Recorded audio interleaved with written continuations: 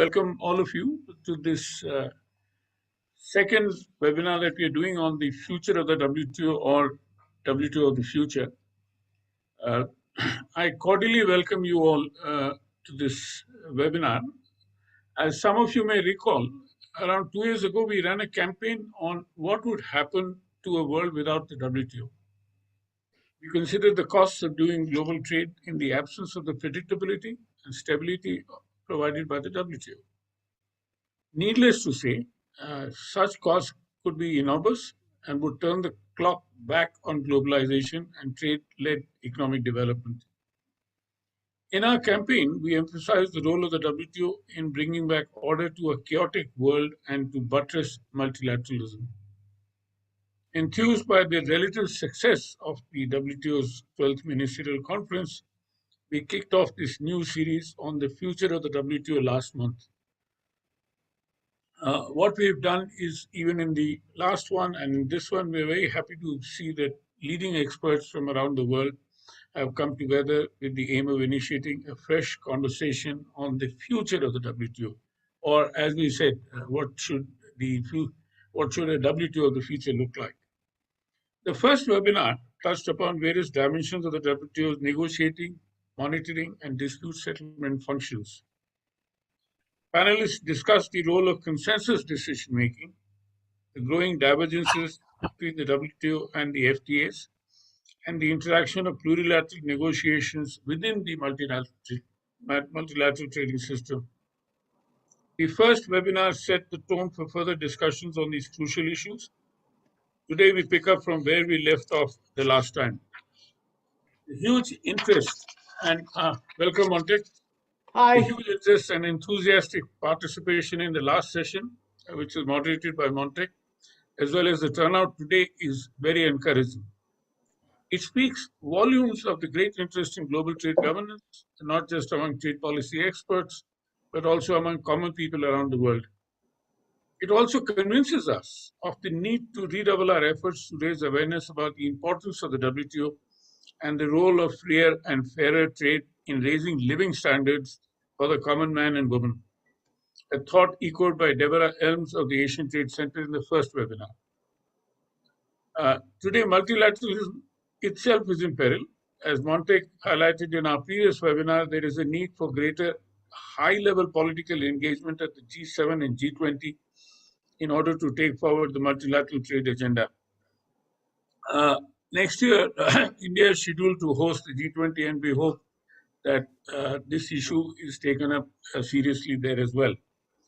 In his farewell speech as the then WTO DG almost 20 years ago, on 31st July 2002, Mike Moore had said, "When I arrived in Geneva, the WTO was at a crossroads.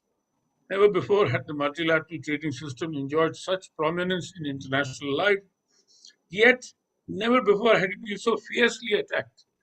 We're looking at 20 years ago. Never before had the fundamental principles of the system, consensus, non-discrimination, the rule of law, been so right and so necessary. Yet, never before had it been so hard to see them applied in practice. These words ring us true as in 2022 as it did 20 years ago. If there's one thing we can all agree upon is that MC12's relative success does not guarantee similar outcomes going forward. What will the future of the WTO look like, or will we need a new WTO of the future? We are privileged to have another top-notch panel with us today to discuss these issues. Let me welcome and thank Annabelle, Tim, Victor, Simon, Hamid, and Stephen for taking out time and joining us today. A special thanks to Montek, who has once again kindly agreed to moderate today's session. And let me also tell you what happened in the first webinar was Montek is a very prominent, renowned global economist, a globally renowned economist, and has been a distinguished econocrat in India as well. And he has not dealt with trade particularly, so we thought it was an extremely important aspect of the factors like Ngozi that somebody comes without a trade background is able to look at things in a very fresh manner. With that, let me thank you once again to everyone for joining us today, and I look forward to a productive discussion.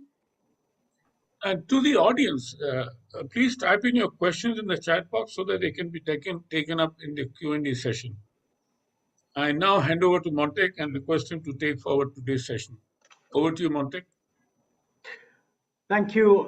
Thank you very much, Pradeep. It's a great honor to be asked to moderate an important session like this twice.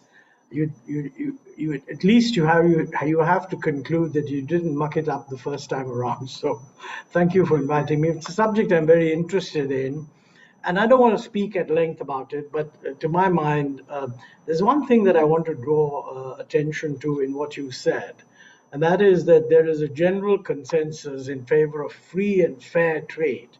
But actually, the real problem today is that the definition of free trade very often conflicts sharply with the notion of fair trade.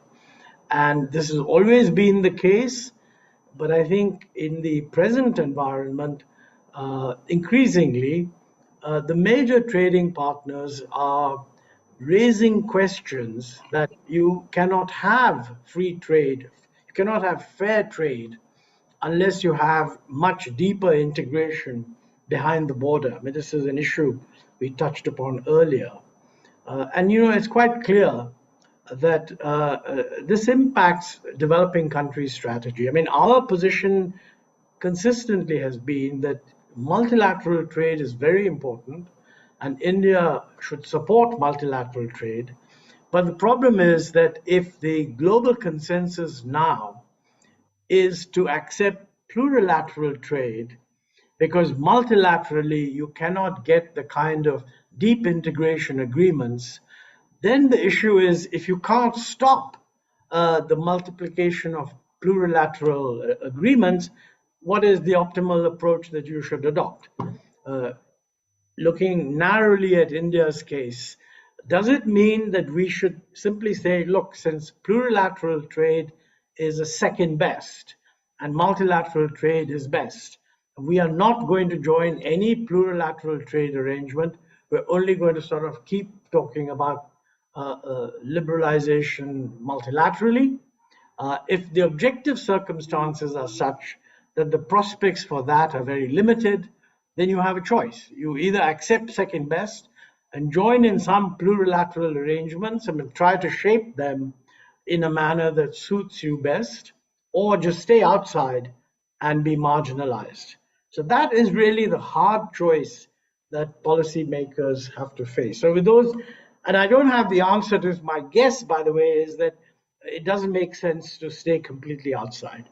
But I'd like to be better informed on that as a result of the discussion. So without further ado, let me request Annabelle to kick off the ball. So Annabelle, can we have your views? Yes, thank you. Thank you very much. First, to Pradeep for inviting me. It's really a pleasure to join such a distinguished panel of colleagues and friends.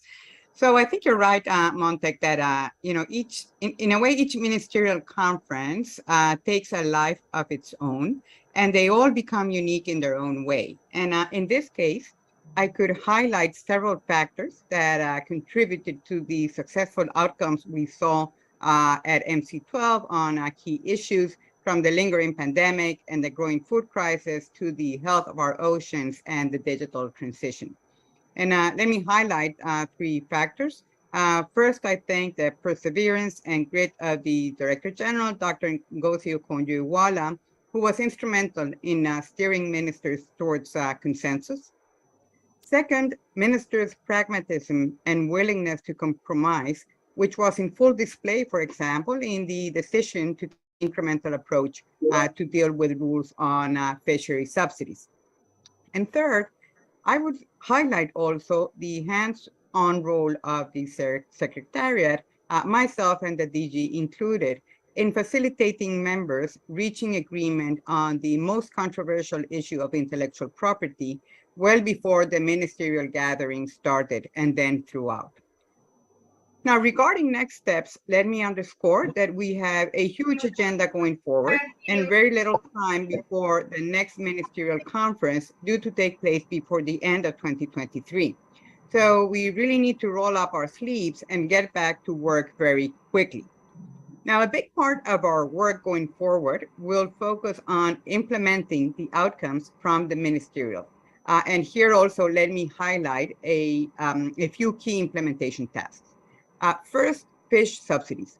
The adoption of a new agreement on fisheries subsidies is a historic agreement. In the WTO's 27 years of existence, this is only the second time that it has concluded a full-fledged multilateral agreement, and the first time it has reached an agreement whose central purpose is to contribute to environmental sustainability. The new disciplines prohibit subsidies for illegal, unreported, or unregulated fishing operations and for fishing of overexploited stocks, and it prohibits subsidies for fishing on the unregulated high seas. And this is a very significant outcome, not just for fish, but of course for the hundreds of millions of people around the world who depend on fish for their livelihoods. The agreement also establishes a funding mechanism to assist developing and least developed countries in implementing the agreement and putting in place fisheries management regimes to develop their industries sustainably. Now, it is now up to WTO members to do their part and complete their domestic acceptance procedures so that the agreement can enter into force and start delivering its sustainability benefits. Was saying, why not think about countries going with their domestic acceptance procedures within the next, say, 9 months, so that the agreement can come into effect sooner rather than later. Now, in addition, WTO members agreed to continue negotiations to adopt even more rigorous disciplines down the road. So that's another bit item in our to-do list.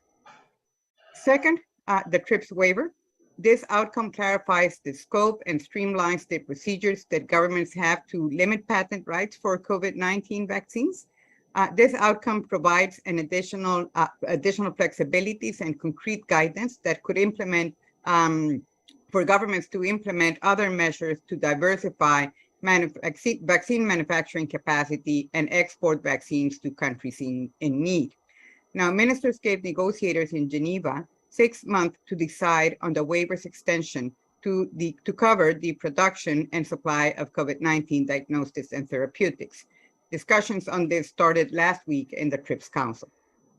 Now, on digital trade, members committed not to impose customs duties on electronic transmissions, which means that electronically transmitted trade from movies, music, and ebooks to software and digitally delivered business services can continue to move freely across borders.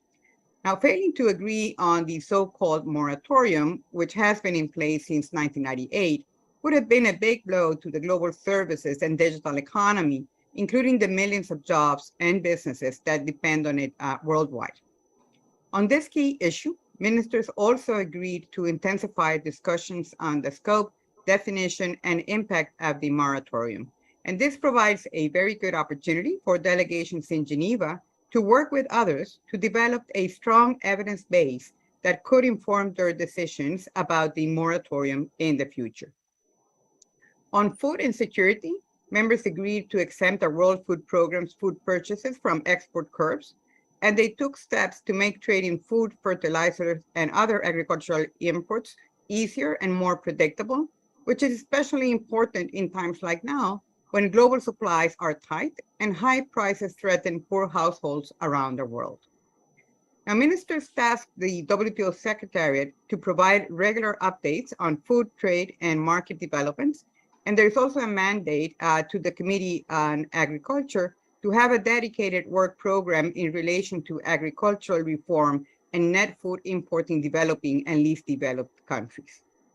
Now, in agriculture, WTO members will also have to discuss how to move forward to reform agricultural trade policies, as they were not able to achieve an outcome on this at the ministerial.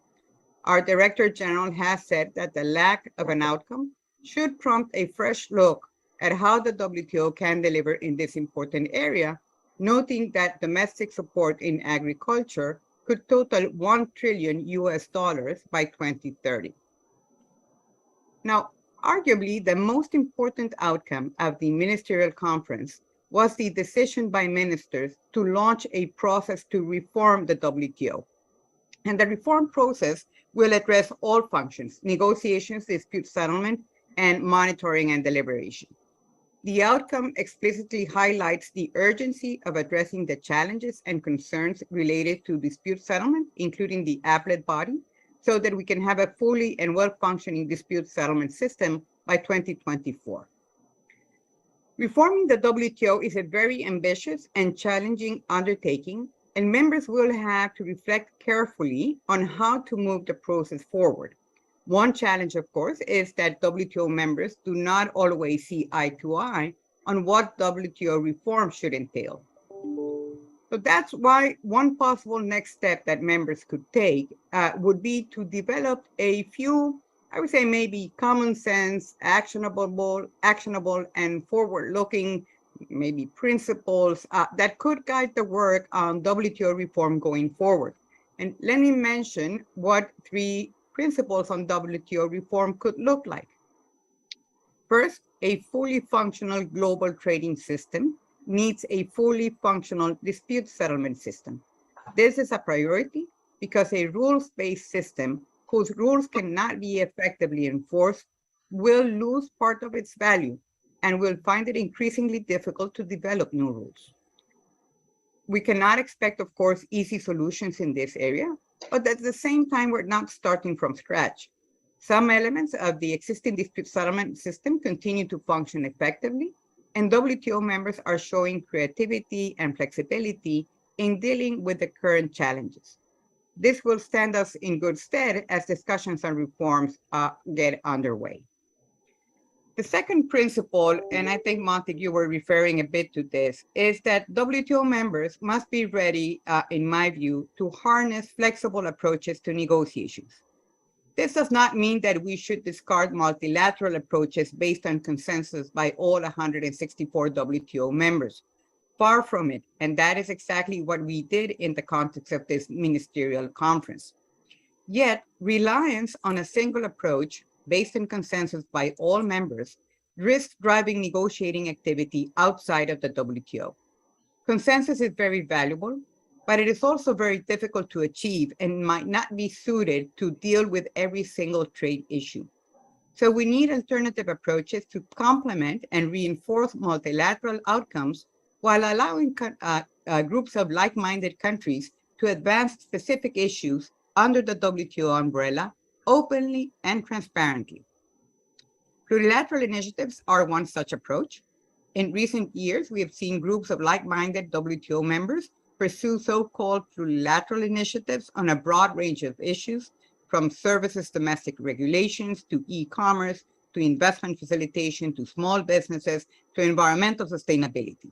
And not all WTO members are part of these initiatives, but very importantly, they are open to anyone who wants to join. At the Ministerial Conference, we saw innovations that could add much needed flexibility to WTO negotiations. One example can be found in the TRIPS waiver decision. In that decision, there is an inconspicuous footnote, footnote 1, whose purpose is to define the countries that can benefit from the flexibilities included in the intellectual property deal. The footnote creates an opt-out mechanism that could serve as a blueprint for dealing with a very thorny issue, which is the differentiation among WTO's increasingly diverse membership. Footnote 1 was negotiated jointly by the United States and China, and not surprisingly, it was the last piece of the ministerial to fall into place. That opt-out mechanism could work in 2 ways. First, it supports the adoption of responsibilities by emerging markets in the global trading system. While the footnote declares that all developing countries are eligible, it also encourages countries with existing capacity to manufacture COVID-19 vaccines to make a binding commitment to opt out of the decision. And that is exactly what China did. Second, the opt-out in footnote 1 of the IP decision also works to facilitate multilateral outcomes by allowing those members that cannot join a particular outcome to stay out, bringing much needed flexibility to the global trading system. The third and final principle I want to highlight is that there is no global trading system without transparency. Complete and timely information is what allows WTO members to engage in meaningful policy dialogue, peer pressure, and the pragmatic and cooperative resolution of trade frictions, all of which plays an outsized role in creating open, predictable, and stable trading conditions. So strengthening transparency across all areas of the WTO must be front and center in WTO reform discussions. In conclusion, let me say that MC12 helps put the WTO back in the game of trade policy reform. WTO members can and must step up and speed up their collaboration, not only to turn the recent decisions into change on the ground, but also to sustain the positive momentum coming out of the ministerial to make the WTO an even greater force for good in a world of overlapping and compounding crises. So let me stop here, Monty. Thank you very much. Thank you very much, Annabelle. That was a very, very good summary and a very balanced assessment of the many achievements. I think it puts things in some perspective, because if you just go by the headlines, there's an emphasis always on the negative. But you're right that although the achievements were limited, the WTO is back in play.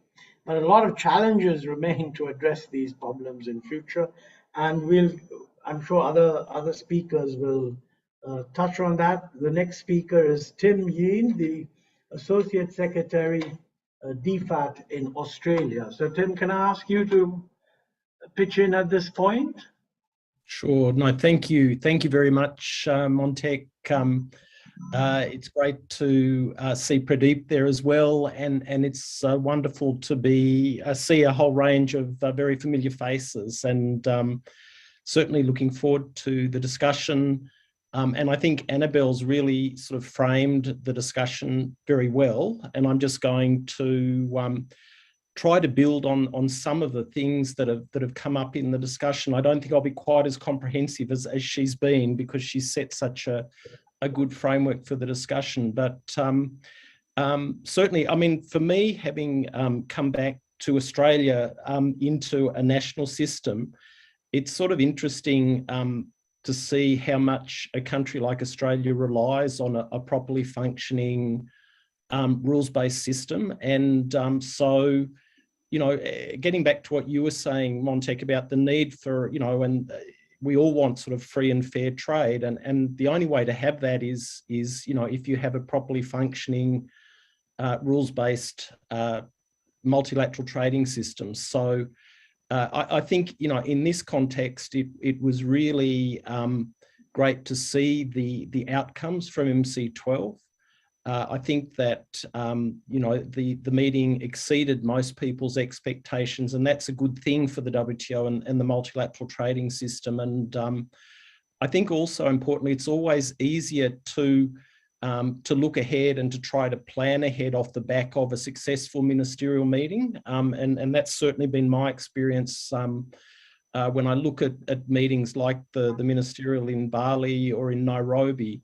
The sense that you had some positive momentum, I think, really made it easier to try and continue the discussion of, you know, looking at ways to strengthen and improve the multilateral trading system. So I think there's no doubt that having that positive outcome is something we should build from.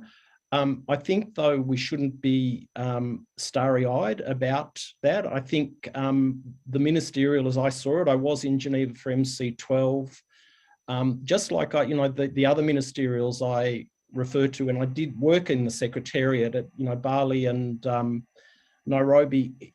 You really saw that there are some pretty serious problems in the system, in its governance, and in the way it operates. And I think some of the issues where that gets us into this discussion about WTO reform, where you know, I don't think that we can just continue sort of doing things the way that we've been doing them for many years. I think that you know, this is why the MC12 decision to have a more focused and serious discussion about WTO reform is so important. And in that discussion, I think, yes, the papers were sort of drawing attention to things like consensus decision-making, but there are a raft of other issues that I think it's very important to discuss and to think about. And Annabelle's mentioned some of them, but there's of course the issues around special and differential treatment and how we deal with developing countries where that's right. We've learned some things from the TRIPS waiver discussions, just like we learned from the trade facilitation agreement as well, in how we might find ways to approach issues related to development in a more pragmatic fashion that I think might be easier to coalesce around. But there are issues as well around things like MFN. And reciprocity, sort of concepts that, in some ways sort of raise issues that some would argue that are at odds with the multilateral trading system, in how we might need to find ways to address particular concerns of some members. But I think that this is all part of the discussion that we have to have on WTO reform. And I think we need a discussion that encompasses all of these things. Which is why having a discussion, under the auspices of I can't quite remember the precise wording of the General Council is a good thing, and a country like Australia will participate very actively in that. But I think certainly we won't see that as the only place to have this discussion. I think that for us, a lot of our energy in the last few years in Australia has been put into the question of plurilaterals, these so-called joint statement initiatives. We certainly see them as an important part of the discussion, and that we have seen that by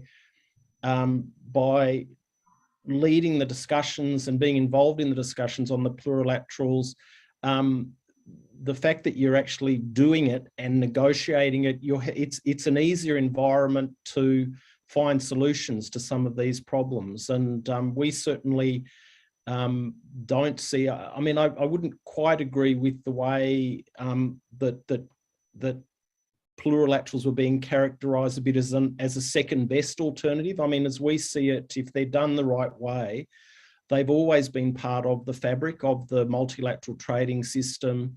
If you look at these JSIs, anyone can participate if they want to.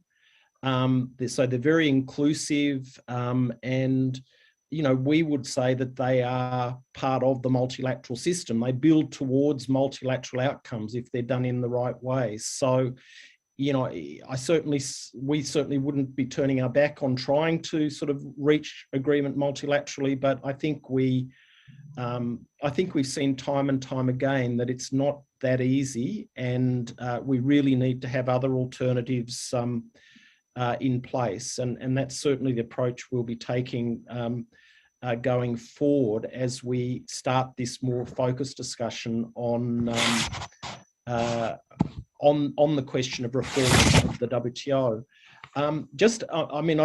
I'll just say a few words finally on perhaps the key, if not certainly one of the most important sort of areas of reform, and that is dispute settlement.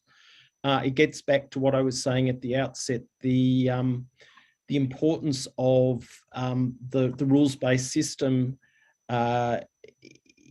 is why an effective functioning dispute settlement system is so important. This was another very welcome outcome from the ministerial, that we now will have a more focused discussion on attempting to get the dispute settlement system functioning again.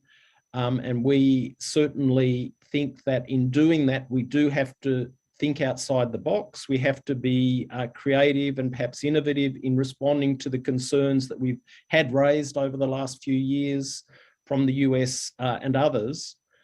But I think this can be done as long as some of the key principles around the need for that system, the need for a proper review process, and measures that safeguard the independence of the system as long as we can meet those kind of criteria, we think that we should be prepared to really think outside the box in how we put the dispute settlement system back together. And in that regard, Australia and I think 24 other countries have already been having this discussion for some time through the so-called MPIA arrangement, and there are some ideas and concepts in there that we think could be very relevant to how we now take this this discussion forward. But I'd certainly agree with Annabelle that while it didn't get the attention, I do think that the WTO reform decision is perhaps the, certainly one of, but if not the most important sort of outcome from the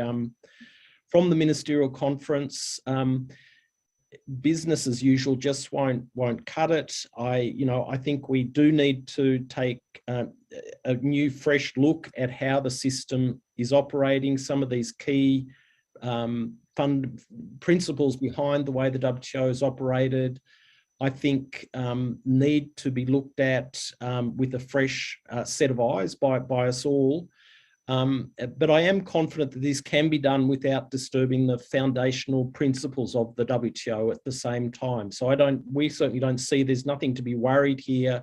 It's a discussion that we really need to have, and we can do it as a way of strengthening and building the support and establishing again the relevance of the WTO to the global trading system. So Montec, I might just leave it there. I am interested to hear from others as well. And just as I finish, just unfortunately, I do have to leave at 9 o'clock Canberra time. I'm not quite sure what time that translates to in India, but I think it's about another half hour or so. And I'll certainly look forward to listening to the discussion up until the point at which I have to go to another meeting. So thank you very much. Thanks very much. Thank you, Tim. Actually, if you have to leave, then my suggestion is that just before leaving, if you want a two-hander or something, maybe we'd like to hear what you have to say to respond to what's been said. So just kind of let's do that, and we'll earmark 3 minutes for you. Okay? So if you send a message to Pradeep, his guys will take care of that. So the next speaker is Simon Evenet, professor at the University of St. Gallen. Simon?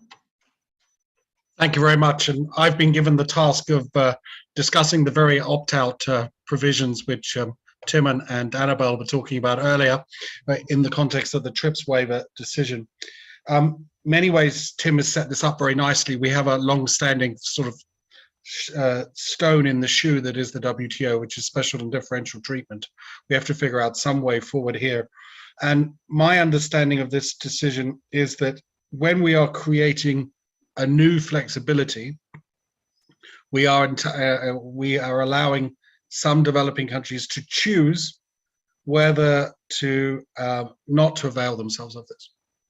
So essentially, a country can decide, no, they will not take advantage of this flexibility. Now, in light of the problems the Americans in particular have had of certain large developing countries having availabilities, flexibilities because of their self-declared developing country status, I mean, I can see the attraction of this going forward as something which, a model that could be used again. However, a couple of points I think which are worth making here. It does seem to me that this innovation is one which is only applicable when you're creating new flexibilities. So it seems it's very much in the context of that. Second, it seems to suggest that the precedent might be one where a developing country decides whether or not to avail themselves of these flexibilities on a case-by-case basis. And so who knows whether just because one country decided not to avail themselves of these flexibilities in the past doesn't mean they will in the future. So there's no general assurance there. And I guess the third point to make is where the willingness, I guess, of some developing countries to not to take these flexibilities will depend on how meaningful they think the flexibilities introduced in the first place are. And here, of course, we get to the nub of the TRIPS waiver or TRIPS decision discussion, which is to what extent is it a meaningful way forward? or was it a face-saving device to help the governments of India and the United States to come down off a ledge which they'd managed to get themselves onto?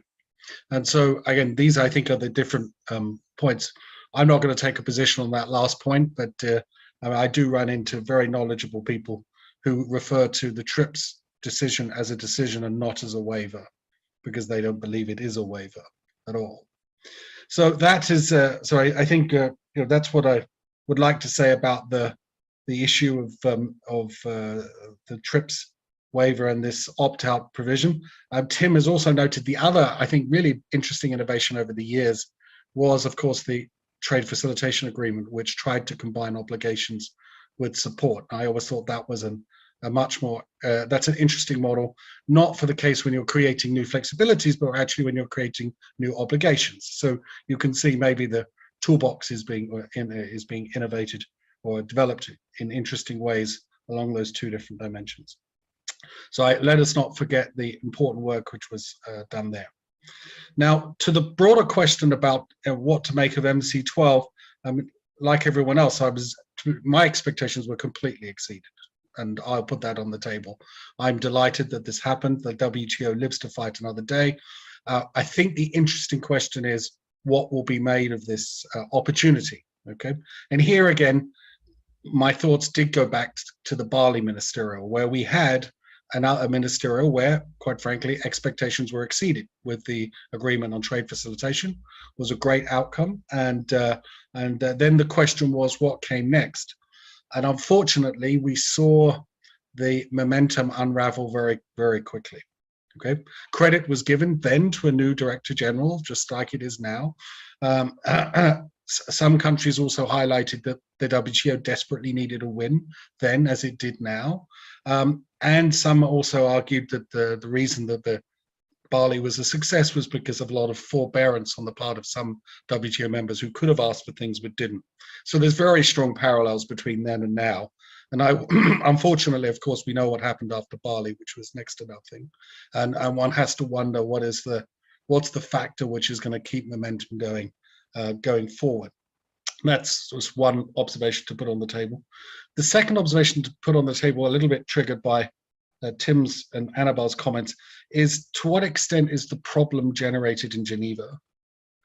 We do have some problems which were generated in Geneva. Arguably, the dispute settlement system's performance and the decisions which were taken in Geneva by various parties involved in that. This is entirely, largely Geneva-based, quite frankly, with the appellate body being not exactly managed in a way which kept everyone on board. But how many problems are also based in national capitals? And here I go back to the Bali Ministerial again. I was rereading the Financial Times coverage of the Bali Ministerial, and there was a fight in the Bali Ministerial between guess who? India and the United States. This time it was on public food stock holding.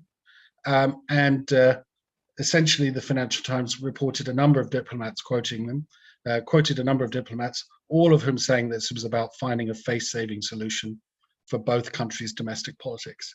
And we ended up with a 2-page declaration, if I remember rightly.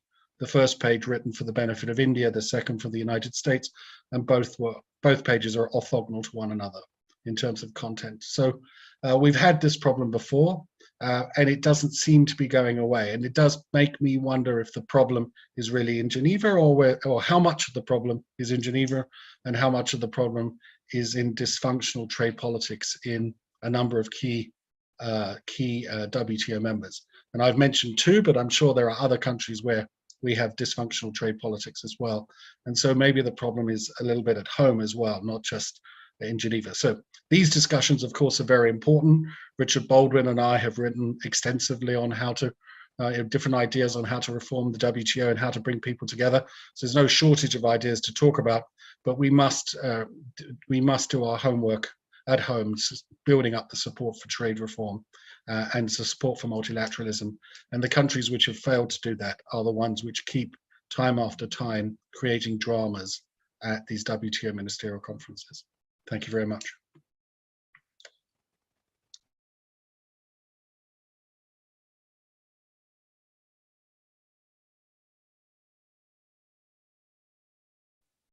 Montek, I think you're muted. Sorry. That was very, very instructive and give a lot of food for thought. I agree entirely, by the way, that the problem cannot entirely be dumped in the lap of Geneva. There's a lot that really relates to headquarters activity. And I think we all need to think about that. So the next speaker is Victor Do Prado, Senior Fellow of SEBRI. So Victor, all up to you now. Thank you very much, Montek. Thank you, Pradeep, for the invitation, and greetings to my fellow panelists, good friends, and to the audience. Great to be here. A famous Italian Renaissance philosopher once wrote that virtue and fortune are the two most influential forces in politics. Of course, he was referring to the personal qualities of a ruler, but I guess we can also apply these forces, virtue and fortune, to a collective effort. And I guess in MC12, these two forces were also at play. The conference was the result of a collective effort. And as such, it was determined by a lot of background work during an extended period of time. It was determined by the intelligent steering of different negotiating tracks, by the pulling together of collective work, and that is virtue. We know how virtuous people like Annabelle are, and how hard they have worked in putting together the results of MC12, together with the Secretariat, together with the DG.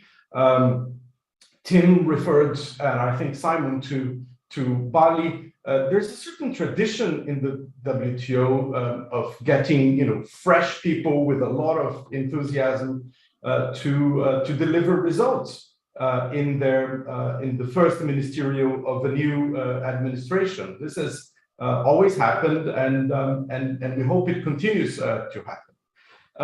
Now, we also know that at every venture like a ministerial conference, there is a part of imponderables, of sort of random circumstances, of personal chemistry or lack thereof, of situations that are beyond one's control and planning, and that have to do with pure luck, and that is fortune.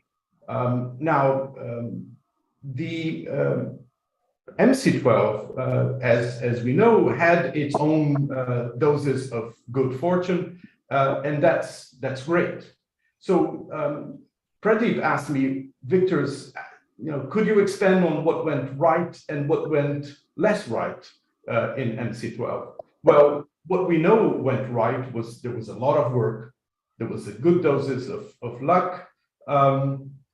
We also know that the US and China sat down to negotiate that opt-out footnote in the TRIPS decision that Annabelle referred to, and that was welcome. I think this is something that was instrumental in getting the conference to a success. Let me say it quite bluntly, Montek, if you allow me. It seems like India this time around would have been a bit more cooperative than it was in some of the past ministerials. And I guess this played a role as well, apart from everything that I have mentioned. And there's one could expand a lot on what went right. What went sort of less right? Well, I guess we all need to accept that the results fell somewhat short of expectations of some delegations. And Annabelle herself mentioned agriculture. It is the one area that is lacking in there, and this is important for many countries. And I guess this is something that we need to accept, that agriculture will need to be worked out in the future. But again, to quote another famous politician, Bismarck said that the politics is the art of the possible, the attainable, the art of the next best.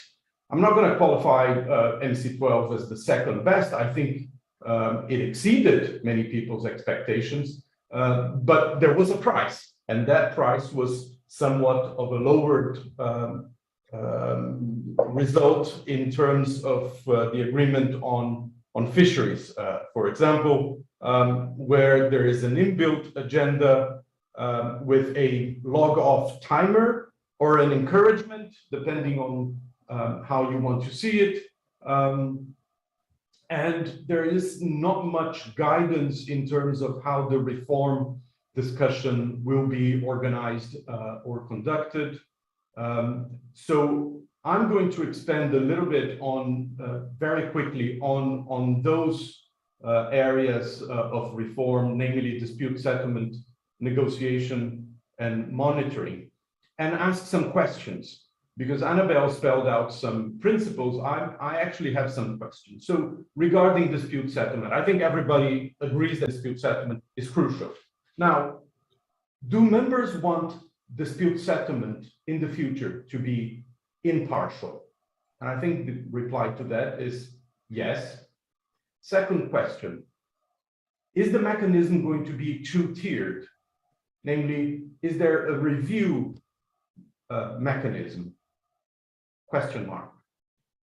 Third, will the results of the dispute settlement procedure be binding? We had all those three things in the past. We do not necessarily have them now, right?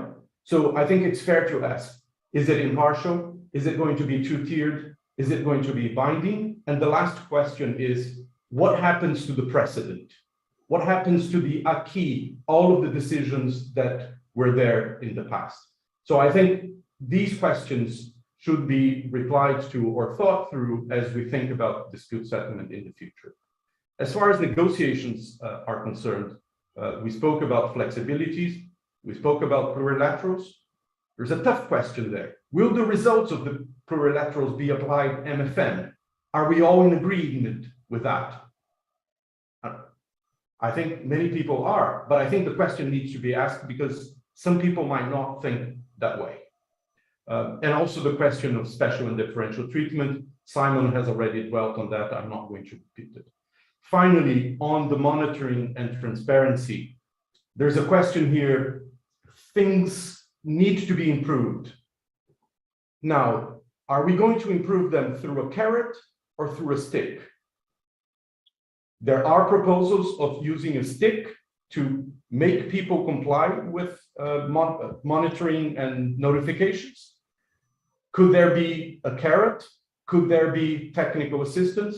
And I think this is something that also needs to be thought through. So a lot of work ahead, high expectations. I think MC12 was an important, very important and welcome stepping stone. Now let's see what MC13 is going to be able to deliver. Thank you very much. Thank you. Thanks very much. And thank you also for drawing attention to the fact that India is very often less supportive of forward movement than we like to think internally. And this is actually a big task for Pradeep, to make people more aware that although our self-image is one of determined supporters of multilateralism, it is true that many of my foreign friends tell me that they often feel that we are one of the biggest opponents. And only someone with Pradeep's kind of explication skills can make this known. So thank you for, I mean, I appreciate that remark, and India needs to think a lot more about it. So, I said to Tim, who I think is about to leave, that if he wanted to pitch in, we'd give him a few minutes. So Tim, if you're still there and listening, do you want to come in? No, look, thanks, Monty.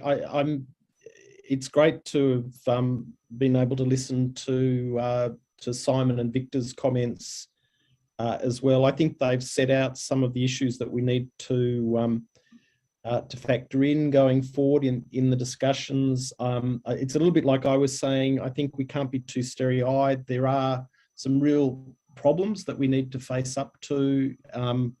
I do think some of the, these fundamental principles, Victor was asking about things like MFN, about, are there ways that we can, try to pursue MFN outcomes, but in a way that let members also try to pursue agreements and make progress. And to tell the truth, in some of the plurilateral discussions, we are making progress in that regard, and these are certainly ideas and concepts that we, Australia, will be bringing forward into the discussions as we go forward next year.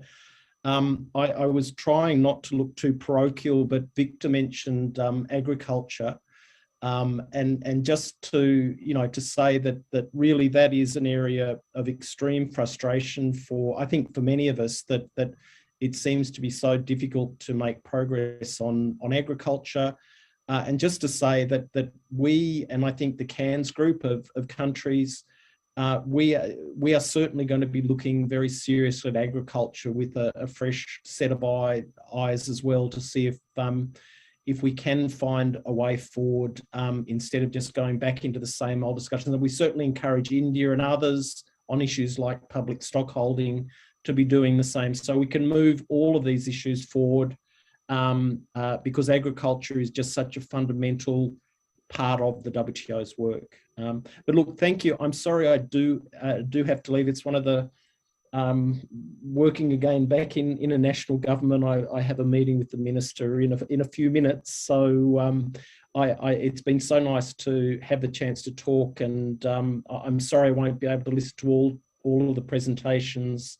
But I'll certainly stay in touch with you all, because this is a very important discussion that we're having. So thanks again, Montec, for giving me this quick opportunity just to speak again.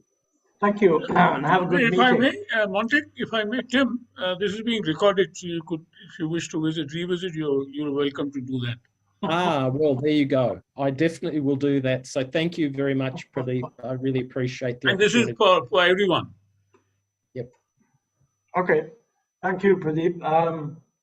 Now, I think our next speaker is Stephen Olson, Senior Research Fellow at the Hinrick Foundation. Stephen?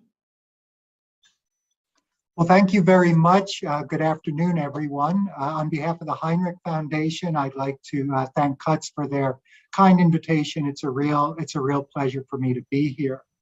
Now, before I share some thoughts about what the future might hold for the WTO, I think it's important to take stock of where we are today in the aftermath of the Ministerial 12. I've been discussing, I think generally speaking, the reaction to MC12 has been fairly positive. The results have been hailed largely as a success and as a significant accomplishment.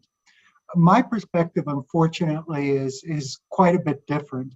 I think that the only way that we could judge the outcomes from MC12 as a success would be if we set the bar for success so low that it's practically touching the ground. Let's face it, these are not normal circumstances. These are not normal days. The WTO house is on fire. And when the house is on fire, simply throwing a single bucket of water on the house fire, I don't think is a success. And I don't think is sufficient. And frankly speaking, I'm not even sure if the outcomes from MC12 constitute a full bucket of water. We've got an agreement to extend the digital trade duty moratorium, which in essence is an agreement simply to refrain from imposing additional barriers. Now, traditionally and typically, we would judge success at the WTO or the GATT before it based on how many trade restrictions were eliminated. But I think it's a telling commentary that now, simply avoiding the imposition of new tariffs, of new restrictions, that's considered to be a success. We've got, of course, the IP waiver that Simon talked a bit about on the COVID vaccines. And here, just to be completely candid and completely blunt among friends, it's just too little too late to have any meaningful impact on the coronavirus pandemic. Less developed countries, by and large, have reached the point where they're saying, no, thank you. No, thank you. We don't need more vaccines. Please don't donate more vaccines to us. We can't use all of the vaccines we already have. We've got an agreement on fishery subsidies, which is positive. But the major achievement there seems to be that we've agreed to stop subsidizing people to break the law. Most of the disciplines apply to illegal, unregulated, or unreported fishing activities, and leaves a very large portion of global fishing activities untouched. We've got some agreement on ag, and there's some positive developments there, especially with regard to World Food Program exports. But again, there, some of the real nettlesome issues, public stockholding of food, et cetera, were basically sidestepped. And on the issue that's nearest and dearest to my own heart, that I think is the most important challenge and issue facing the WTO, which is WTO reform, we've basically got an agreement to talk about talking. We've got an agreement that we're going to launch some discussions. We've got some extremely ambitious deadlines for agreement, but in essence, nothing concrete beyond an agreement to talk about talking. So how did we arrive at this state of affairs? How did we get here? Well, and what does that suggest about where we might be headed in the future? Well, I want to share a perspective with you that some of you might think is a little bit sentimental, and some of you might even think that it's a little bit naive. But I firmly believe that one of the underappreciated reasons for the success that we've had in the past in first establishing a rules-based system in the aftermath of the Second World War, and then managing it effectively and growing it effectively, has been that there has always been a very high degree of trust among participants, a high degree of trust and a sense that we were involved in a common endeavor, a common mutually beneficial endeavor, and that the best way to promote your national interests was to work hard to ensure the integrity of the overall system and to ensure that the overall system was working to everybody's benefit. Now, sadly, I think that sense of trust and I think that sense of being involved in a mutually beneficial endeavor, I think it's been badly eroded.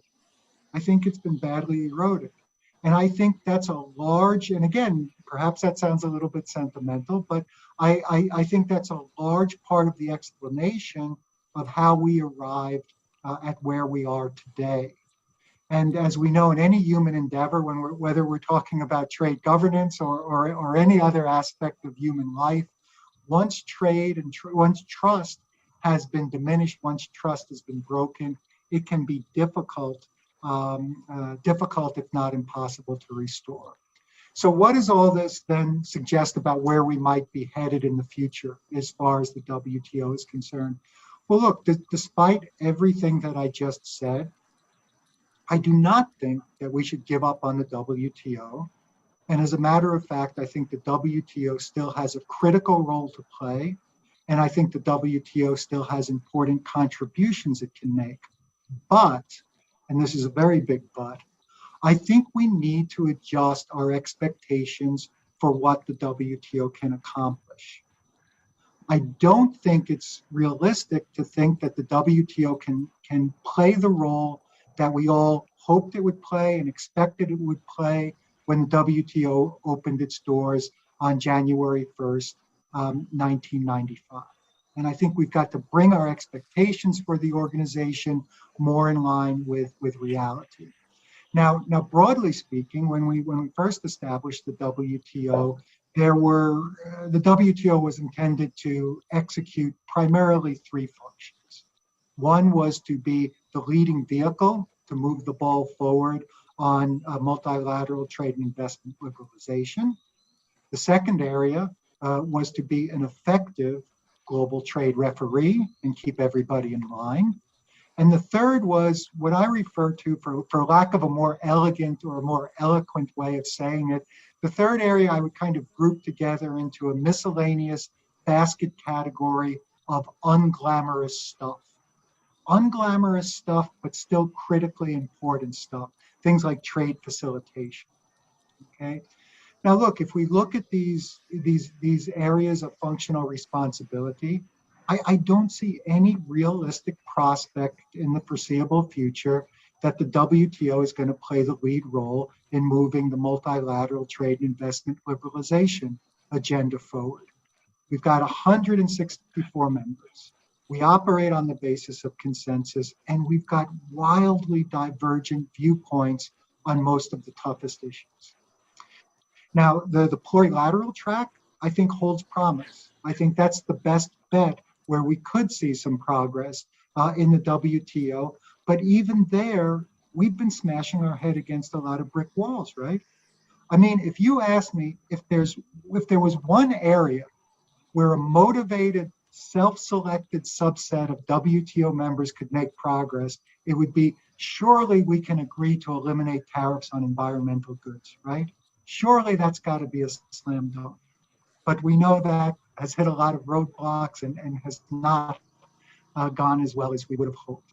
The second functional area, the WTO, through its dispute settlement mechanism, was intended to be a global trade referee. Well, let's make the most optimistic assumption that we possibly can. Let's assume we can wave a magic wand, and tomorrow morning, the appellate body impasse has been completely resolved and the dispute settlement function has been completely restored.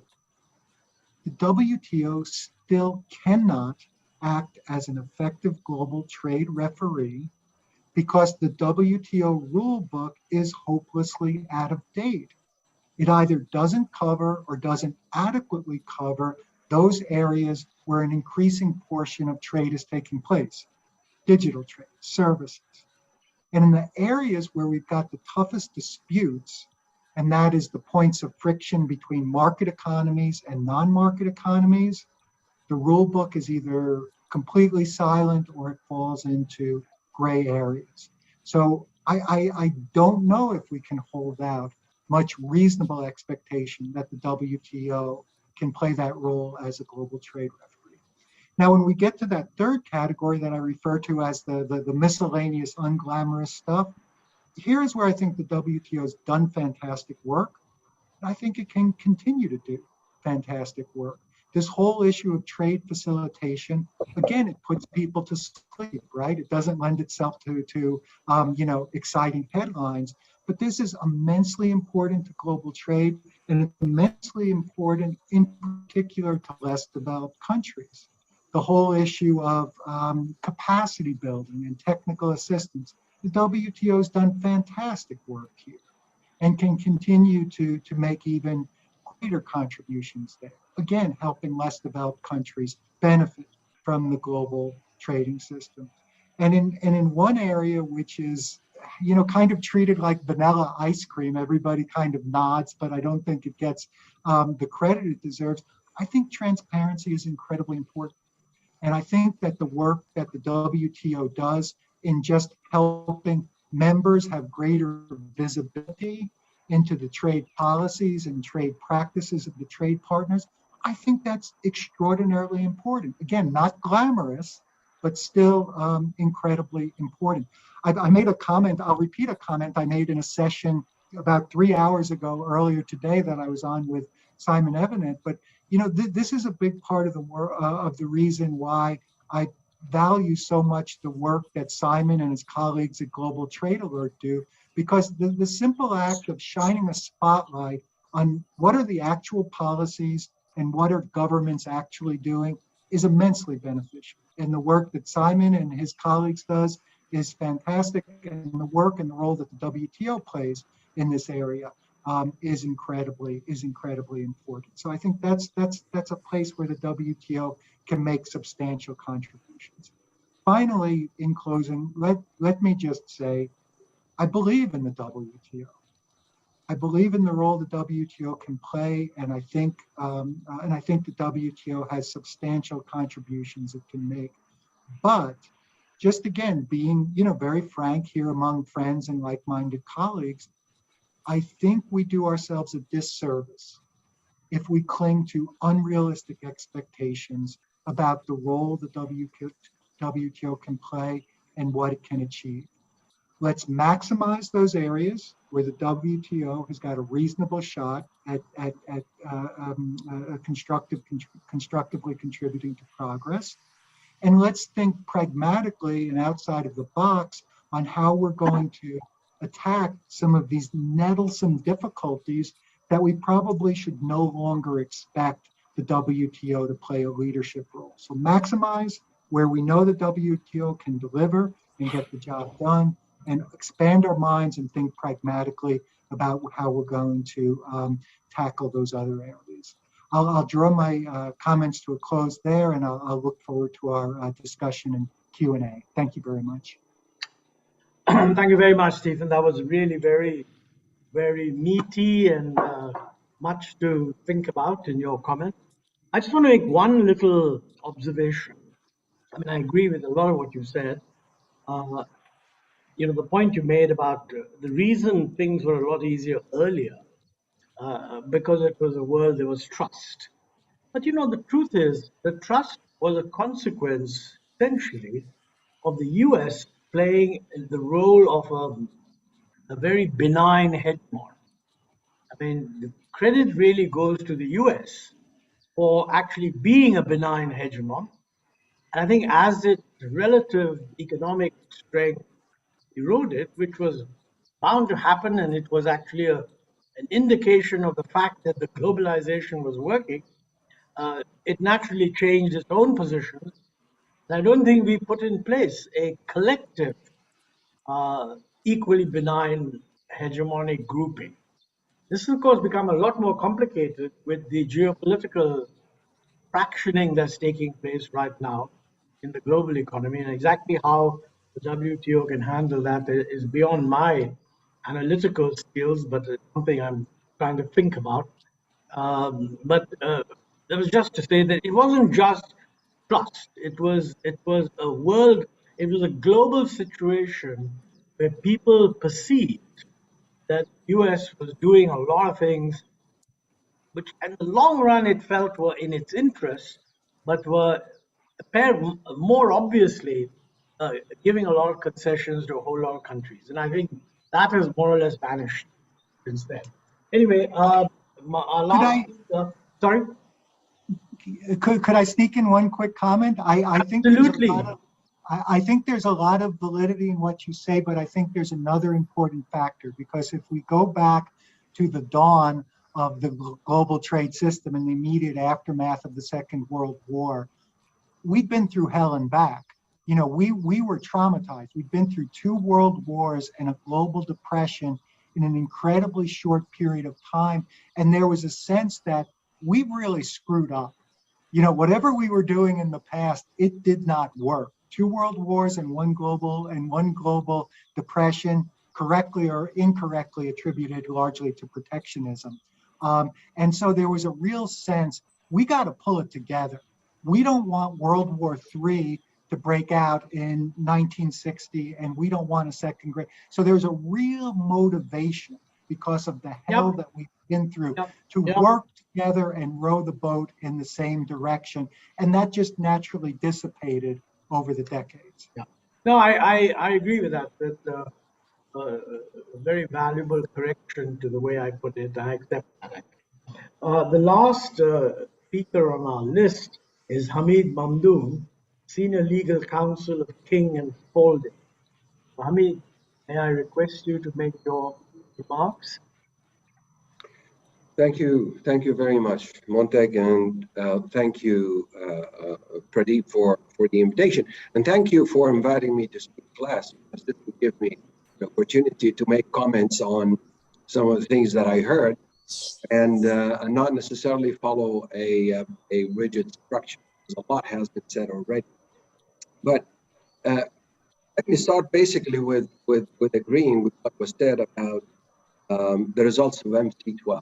I think what we ended up with is the agenda, tremendous agenda. We didn't end up with a lot of conclusions, closures on issues. So basically, we need to be aware of the fact that we make up. And of course, the kind of analogy with the Bali success and what followed in terms of fighting momentum is something that we should see as a trap that we shouldn't fall into. So we should really, really try to get up and running as quickly as possible. Now, I would focus among the outcomes on what I would consider to be the most important element in the outcome, and that's WTO reform. Because I think it's been long coming that we discussed WTO reform in the WTO. It's been discussed in so many other places, except in the WTO. Now, of course, a good thing about this is that we have a very flexible mandate, just an agreement to talk, because it would have been a mistake to try and pre-negotiate what the agenda is going to look like, because I will come to that in a minute. But I think when a situation like this, it might be very helpful to have a bit of a diagnostic view about why we are where we are. Why are we in this situation? And I've identified 3 mega trends that have been actually on the rise over the past, say, life of the WTO, the 27 years. The first, I think, is, and the most important, is the evolution of WTO membership itself. And by evolution, I mean not just the numbers of adding acceding members, but the diversity, increasing diversity among members of the WTO, including within that diversity also the power shift within geopolitical sphere, which are eventually causing great tension and complicating everybody's life. Now, that's the first mega trend. The second, which is particular like us who look with analytical eyes, is the increasing complexity of trade policy issues, the issues that come to the negotiating table. This interface between complex regulatory responses to new technology and trade liberalization. How do you reconcile cross-border in electronic or e-commerce generally with the rising tide of regulations on privacy, on online consumer protection, cybersecurity, and the rest? That actually puts a heavy demand on the capabilities of the rule-making function of the WTO. And then the third is that the 3 vital functions of the WTO have been gradually diminishing. And the 3 vital functions, I think, are very important to focus on. There's been a lot of mention of that, and I'll come to that in a minute in terms of the approach to the reform, because I think there is something about the systemic vision here that puts the 3 functions together in a sort of a harmonious and a coherent framework. Now, the reality here is that the first and second mega trend, which is the diversity among members and tensions, plus the increasing complexity, have placed a lot of demands on the system. Yet, the breakdown in the 3 functions, and particularly rulemaking, has widened the gap between the phenomena that we're seeing and the capacity of the WTO to deliver. And that gap has led to a loss of faith. I'm sorry to use such a dramatic term, but or a faith deficit among the business community. And this is terribly serious from the WTO systemic point of view, because the business community are the end users of whatever is done in the WTO. they have gradually lost faith that the WTO would be the place for them to resolve their problems. And this is something that we need to keep in mind when we talk about WTO reform. Now, the system, of course, was designed with a built-in negotiating function that is supposed to have continuously updated the rule book as we went forward in a rapidly changing world. But the breakdown in the negotiating function has not allowed this to happen.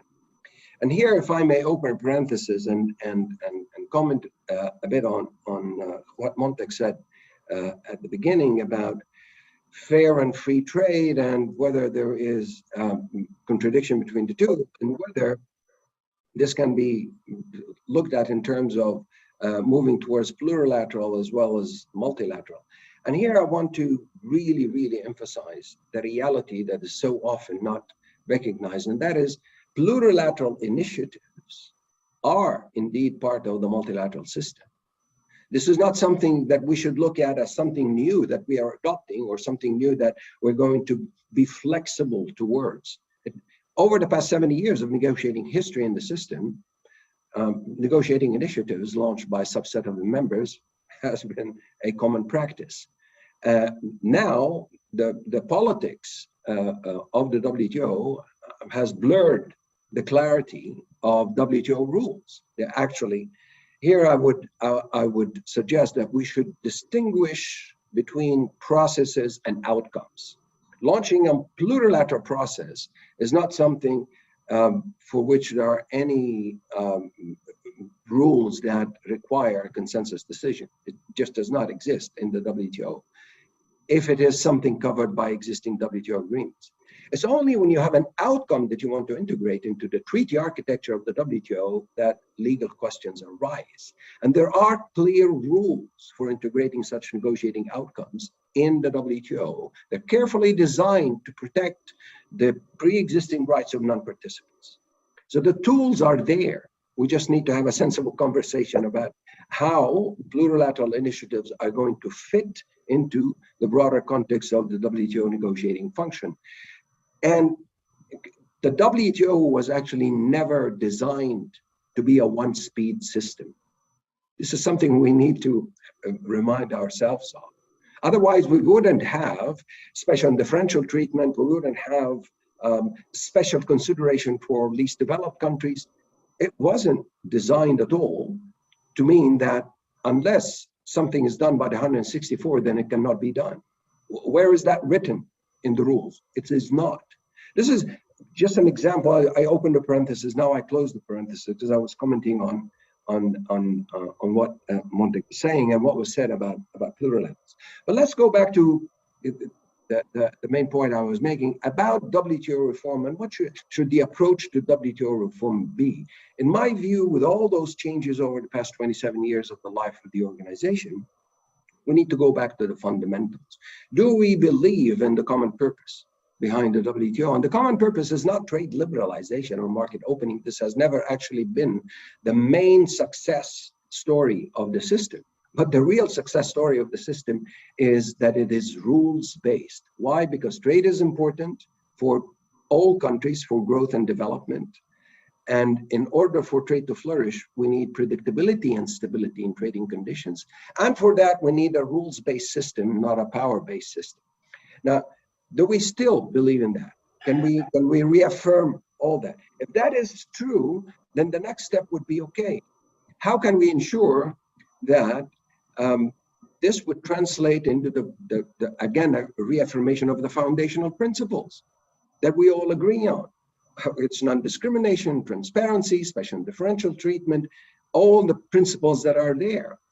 Now, once there is a political agreement on this and a coherent interpretation in the minds of different parties, then we can move on to say, all right, the next step is how do we ensure that the three vital functions actually serve the common purpose in accordance with the foundational principles. That kind of sort of coherent approach, I think, is necessary to guide the discussion from the beginning so that we all make sure that we are on the same page. And maybe for some members, the common purpose is no longer common. that's fine. But it has to be admitted with political courage and intellectual clarity and honesty. Now, it's important to see how the system was created, because there is a logic to the institutional treaty structure of the WTO as it exists now. And what we need is just a political vision about where do we want to take the WTO reform process. And just to answer the question that Pradeep put in the flyer, WTO reform or the WTO of the future, I think a meaningful reform process will produce the WTO of the future. That is the whole idea. There's a great deal of updating that is needed and rebooting the system in order to correspond with today's realities. Now, that new vision should come from capitals. I agree that not all the problems are made in Geneva.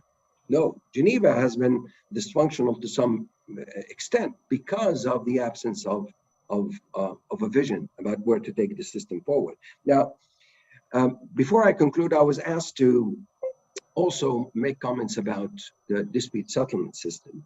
Now, here I don't think, honestly, that it would be possible to advance on the dispute settlement system reform in absence of progress on other aspects of WTO reform. I don't think this can be taken forward in isolation from a holistic approach to WTO reform. There are important linkages between having a functional dispute settlement mechanism and updating the rules book. It's just a reality, because some important members do not want to enforce rules they don't like or rules they don't see adequate. And there are areas of rulemaking that have been mentioned, whether it's digital trade, subsidies, state-owned enterprises, and the list goes on and on. But these are the ones that cause most friction. So in terms of timing, by 2024, well, it depends on how we progress on the entirety of WTO reform. And we would need, when we talk about dispute settlement, to go back to the fundamentals. Do we need a two-stage dispute settlement mechanism? Because this has been questioned. It also helps to go back to history. Why did we have it that way? We had it that way because we wanted a binding dispute settlement mechanism.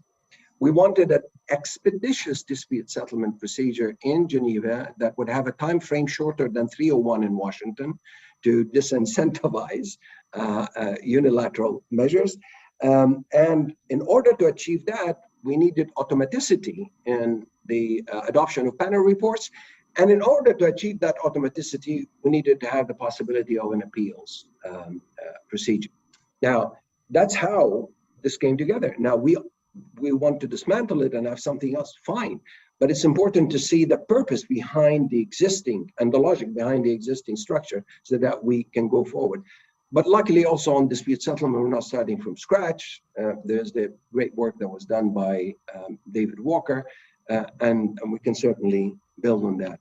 Now, these are my comments, and thank you once again to you, Pradeep, and Montek, and my excellent lineup of co-panelists, and thank you to the audience as well for their attention. So back to you, Montek. Thank you very much, Hamid. I really learned a lot from those comments, and I will go through the written record very carefully in order to make sure that I don't miss anything. I don't know, Pradeep, how do you want to do the next round? I mean, everybody gets a chance to another bite at the cherry to comment on what's happened. I don't think we have too many questions in the chat box, but I'll leave it to you. We have two questions. One is to Annabelle and the other is to Simon. If I may read it out. Listen, why don't you give those? It's still in the chat box. Annabelle, to you, there's a question from Vipul Chatterjee. Can we have WTO provisions to discipline exports, particularly agriculture exports? And Simon, for you, for new issues, can we consider the TFA as a template? countries on their own determining their commitments and implementation schedule.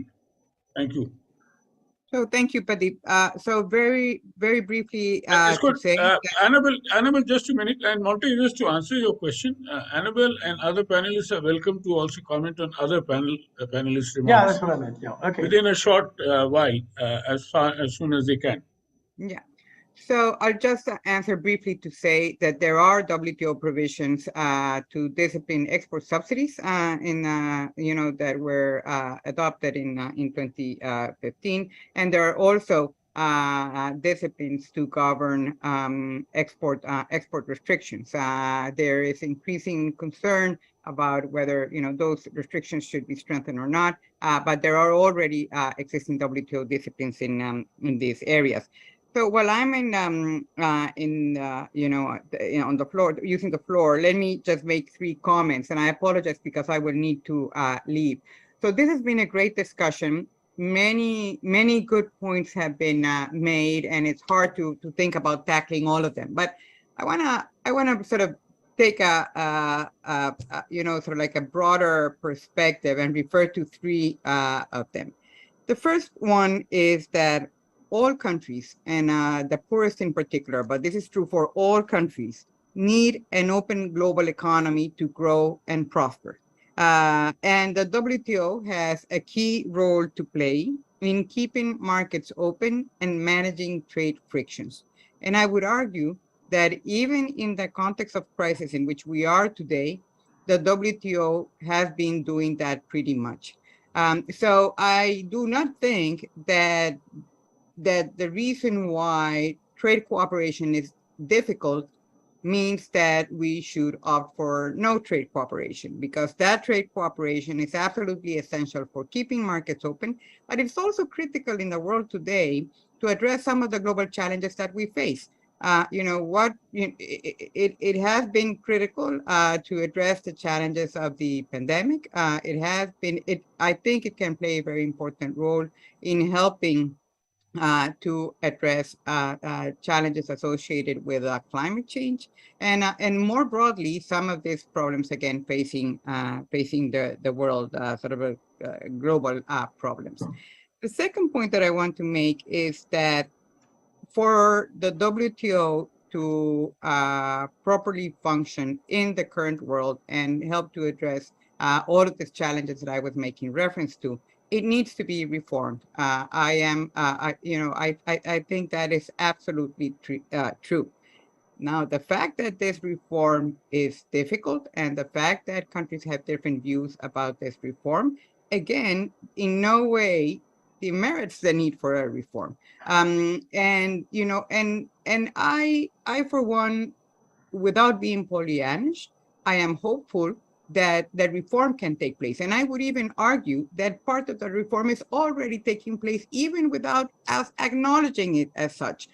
Some of these important conversations about on the plurilateral negotiations, this is the reform happening as we speak. Now, more is needed. And I do believe that it's very important for members to focus on this particular issue in going forward. And the third point that I would just want to highlight is that, one can have, you can assess the results of MC12 in different ways, and you may attach greater weight, to one thing or to another. But I do want to say one thing, which I am sure everyone would agree with, which is failure to achieve results at MC12 would have been devastating for the WTO and for global trade cooperation. So, you may think that they are great results. You may think they're not that great. You can have different ways of looking at them. But what is clear to me is that the counterfactual would have been very detrimental. So, with that, I would say, well, the work needs to go forward. And yes, much more work is needed. Yes, it's not going to be easy, but if we keep this broad picture in mind, I do think that can be a very important sort of guiding light of our work here. So with that, I'm sorry, Pradeep, I need to run to another event. Thank you very much for having me. Annabelle, can I just ask you one question? Yeah. In the first event of this nature, of this series, Pascal Lamy had raised an important point that, you know, if you do not agree with the consensus, then you have to specify the reasons why you are not doing it. That rule doesn't, there's no such rule, with the result that anybody can get over that I don't like your face. And why you don't like my face, I don't know. Well, I think this has been sort of like the interpretation that we have given to this, but there's nothing, written in stone that says, members can just say, I disagree, and I don't say why, and I don't care. There's nothing, there's no rule in the WTO Should we have a is rule? the way it should function. There's a rule on consensus, but Yeah. when one can have, a long conversation around that. My point is also that a lot of what, there are a lot of things that can be changed at the WTO that does not require a change in the rules, but it does require a change in the culture, a change in the way in which we do things. And that is something where a lot of members I've been listening to recently are beginning to talk about this. And I'm sure that, Victor, Hamid, others who have great experience in this can say much more than I can. Thank you very much. I got to rush. Thanks for the really great Thank you very comments by much. you, and thanks for organizing. I'll Bye-bye. take over to you. There are two questions. One is to Simon and the other is to Stephen. Maybe I'll jump in and try and answer the question that people has put to me. The short answer to the question is yes. Yes, I do think we could creatively find ways to link ambition in commitments to support that developing country members receive through various sources. How one does that depends will probably be very context specific, but I like the idea of taking off the table the implementation cost question and focusing on the value of the commitments and what they bring to a society's development. And so that might be a way of rethinking how we negotiate these agreements.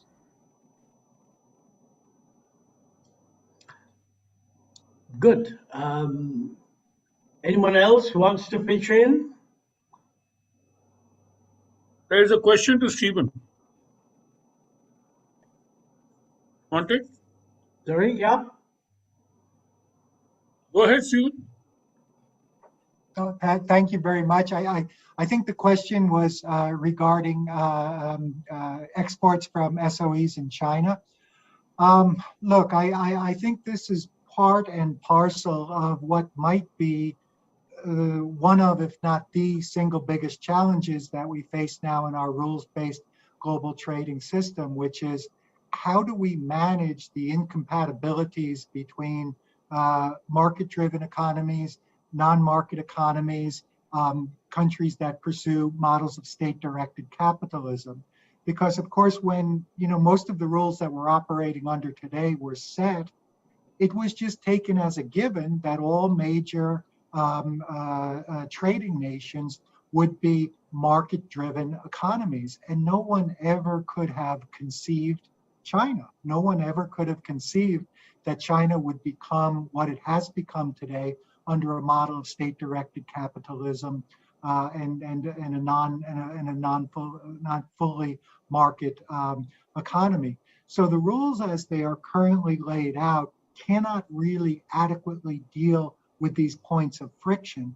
Now, the problem that we've got is a lot of these problems are really intractable because when you've got a mixture of governmental action and private action and the lines between those two are blurred, it's immensely difficult to organize rules.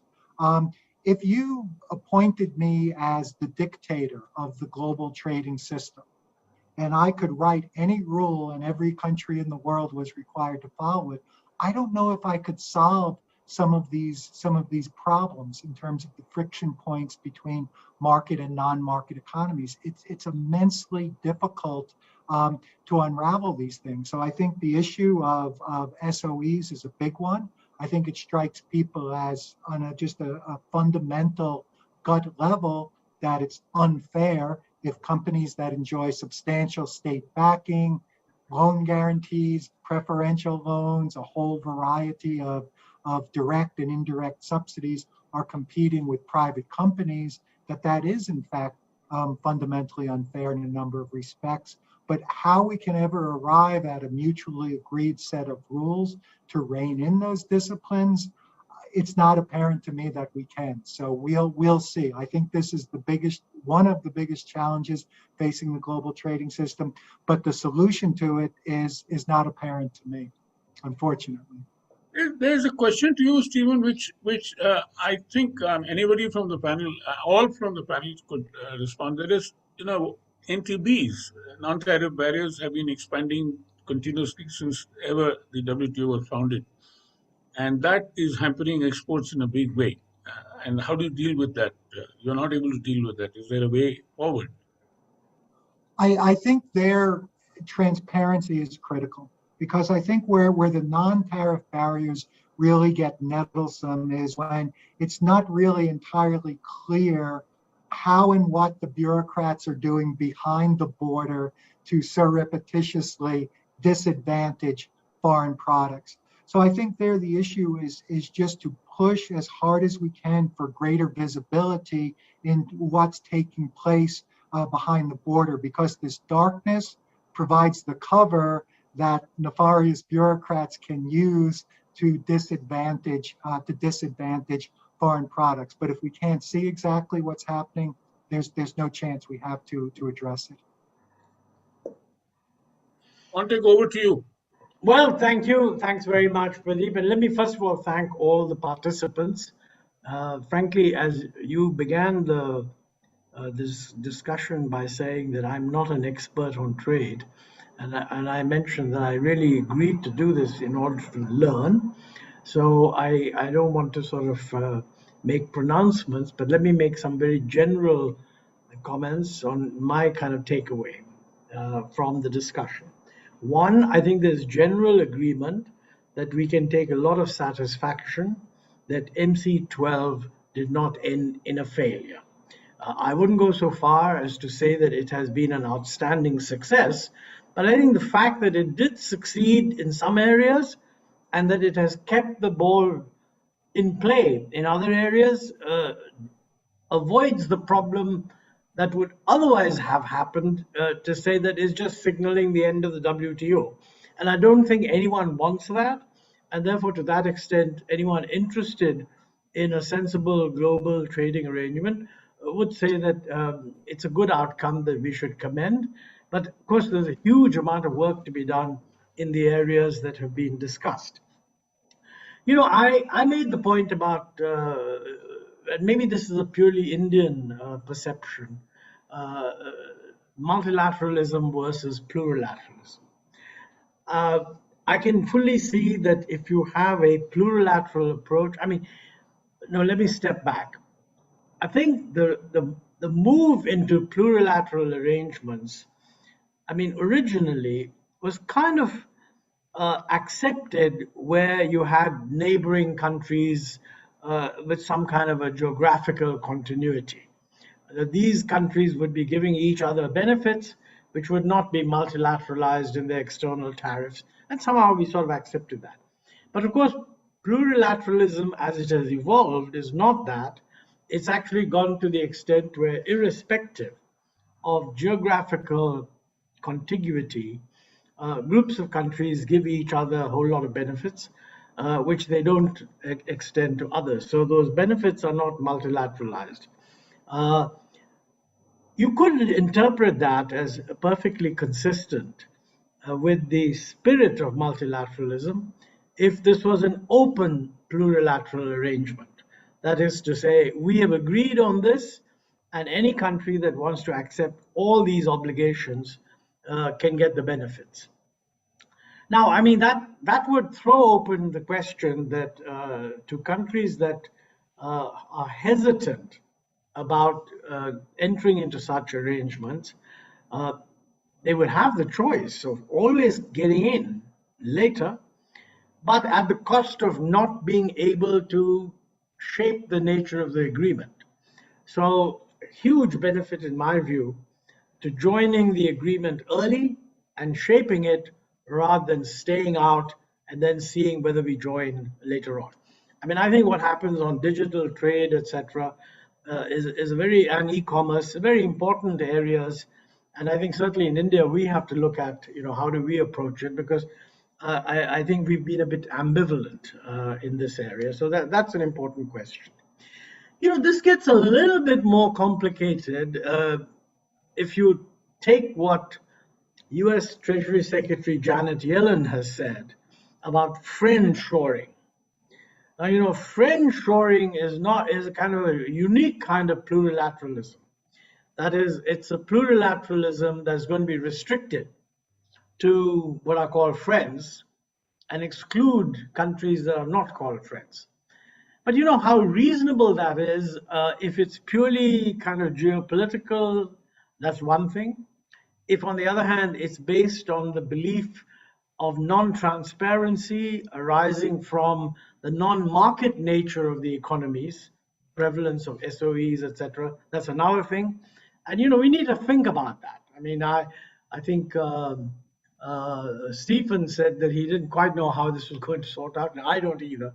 But my point really was that looking at it purely from an Indian sort of perspective, I'm hopeful that we will have progress on dispute settlement. I'm hopeful that the WTO, as we know it now, will continue, and maybe it will improve in certain dimensions.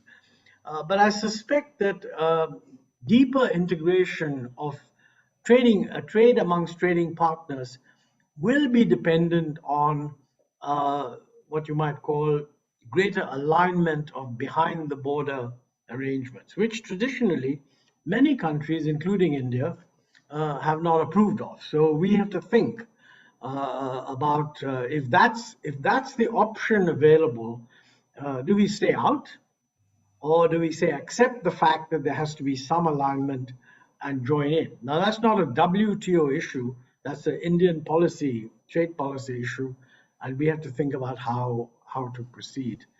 But all of this will be confidence in the international trading system will be hugely increased if we have a functioning WTO, which most people see as a rule-based system with some scope for dispute resolution. So I do agree that resurrecting the dispute resolution mechanism is absolutely crucial.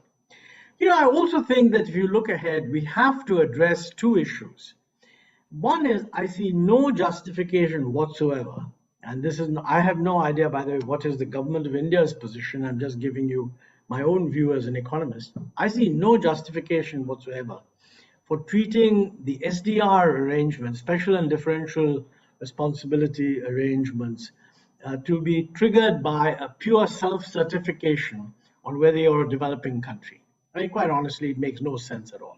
So there's no reason why we shouldn't say, well, look, we do believe in this, and this is the trigger. Maybe the trigger is per capita GDP or some such thing.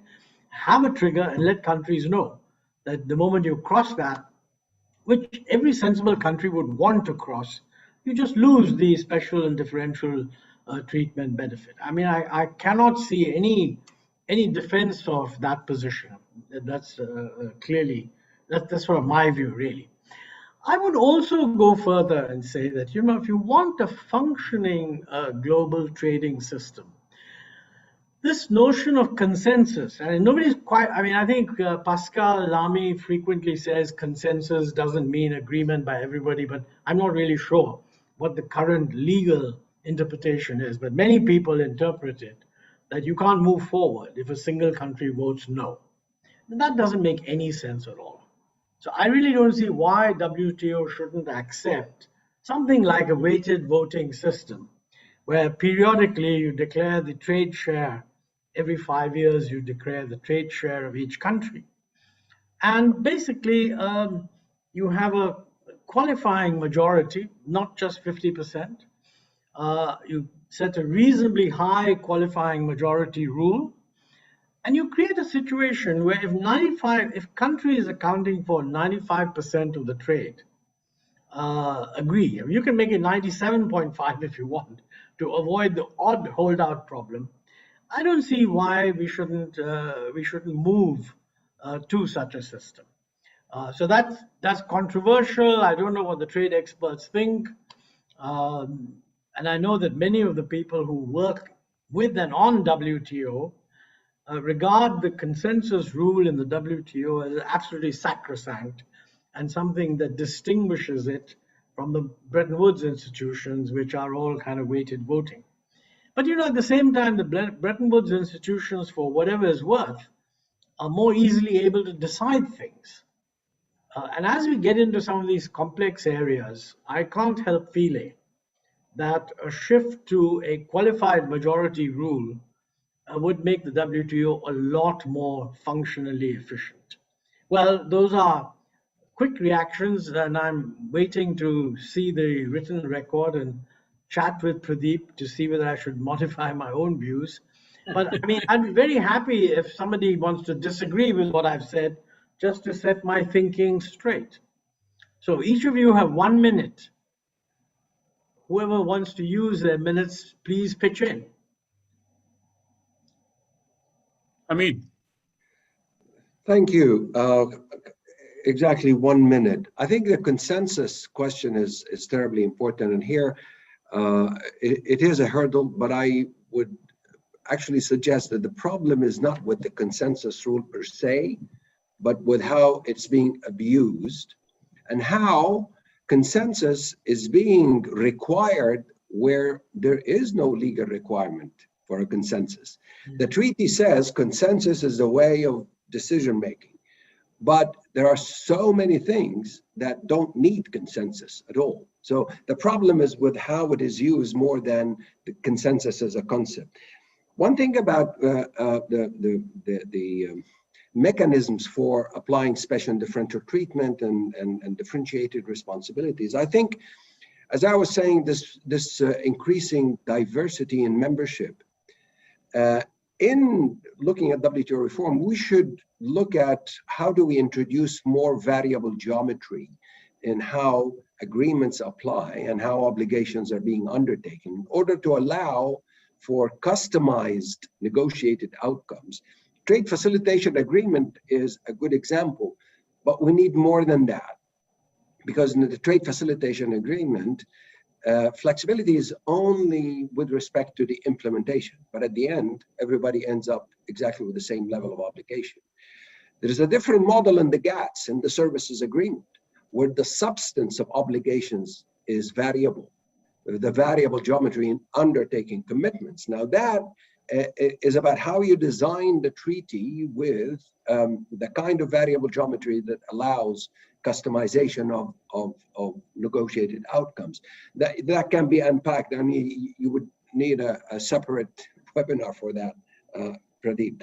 But the last thing I would say here is that a lot of the problems that we're facing now can be resolved not through new rules. Of course, we need new rules, but there are problems that can be resolved by clarifying existing rules. There's Article 9 of the WTO agreement, which says that members have the exclusive authority to issue authoritative interpretations, interpret existing rules. It hasn't been used once in the life of the WTO. And there is a lot of room for clarifying existing rules in order to ease the way forward. And thank you very much once again for the invitation. Thank you. Any other comments? Victor. Yes, thanks, Pradeep, and thanks, Montek. Hamid has made my comments easier.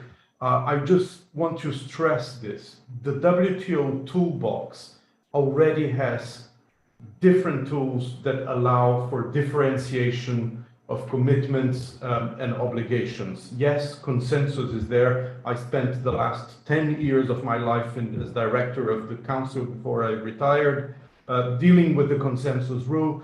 The consensus rule is incredibly complex, tricky, and as you said it yourself, Montek, it could have been improved, and it means different things to different people. But one thing is for sure, we don't need consensus of 164. Most of the people would stay silent, but you do need consensus of a certain group of countries that will not oppose an agreement and that would use the consensus rule in a responsible manner.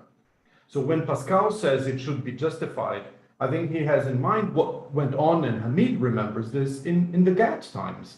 In the GATT times, the collective membership or the contracting parties would try to address the problem of one member who was not being able to join the consensus at some point in time.